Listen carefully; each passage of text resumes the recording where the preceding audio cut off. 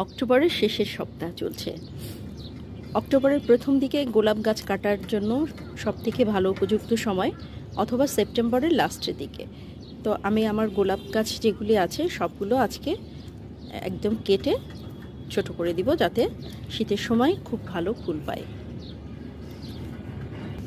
ফুলগুলো যদিও কাটতে মায়া করে, কিন্তু মায়া করলে চলবে না। আপনাকে অবশ্যই গোলাপের এই সময় ডালগুলো কেটে ছোট করে দিতে হবে একেবারে।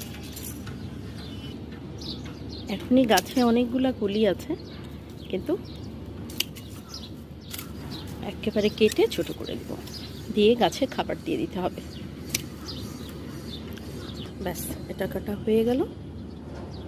ফুলগুলো আমার ফুলদানিতে শোভা পাবে। এটা আমার আরেকটি গোলাপ গাছ।